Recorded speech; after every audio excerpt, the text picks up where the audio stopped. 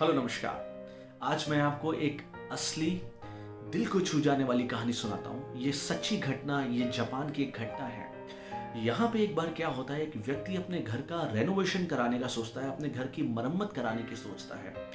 और जब ये व्यक्ति अपने घर की मरम्मत करा रहा होता है, जनरली जापान में क्या होता है, वहाँ की जो दीवारें होती हैं वो वुड की बनी होती है, लकड़ी की बनी होती है और उनके बीच में स्पेस होता है।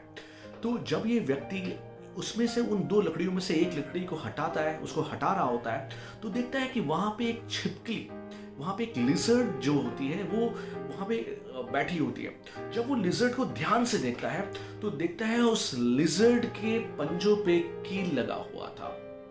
तो उसे याद आता है कि जब 5 साल पहले मैंने ये अपना घर बनवाया था तब ये कील लगाया था, तो उस समय ये लिजर्ड को कील लग गया। लेकिन वो इस बात को देख के बहुत आश्चर्यचकित हो जाता है कि ये घटना तो करीब 5 साल से ऊपर की है।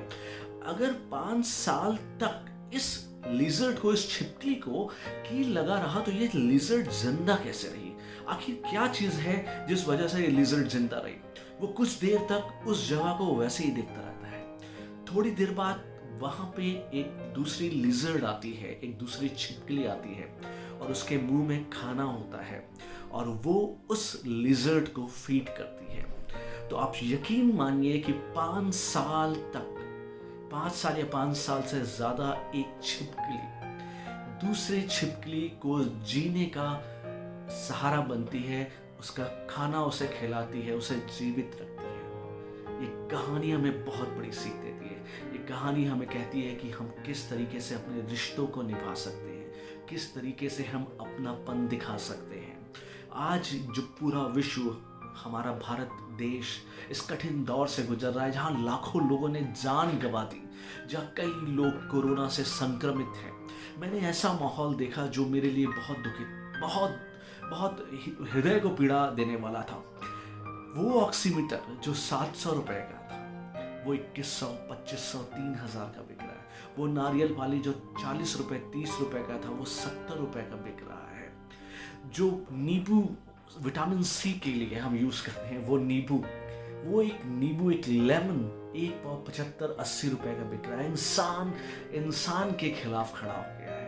जहां इंसान को इंसान के लिए काम करना चाहिए, एक लिजर्ड, एक छिपकली 5 साल तक अपने साथी की मदद कर सकती है, वहां कठिन दौर पे भी हम इंसानों को ऐसा क्या हो जाता है कि हम गिद्ध बन जाते हैं। मैं बहुत तारीफ करता हूँ उन लोगों की जो इस कठिन दौर पे, इस कठिन काल पे भी दूसरों के काम आ रहे हैं। ये वक्त है हमें साथ में खड़े होकर काम करने का, ना कि मानवता के अगेंस्ट जाने का। हम मानव हैं, हम इंसान हैं। हमें प्रेरणा मिलनी चाहिए ऐसे एग्जाम्पल से, जहाँ पे एक 5 साल तक एक छिपकली ने दूसरी छिपकली को जिंदा रखा और हम कुछ पल जिंदा नहीं रख सकते। मैं बहुत ही शुक्रगुजार हूँ।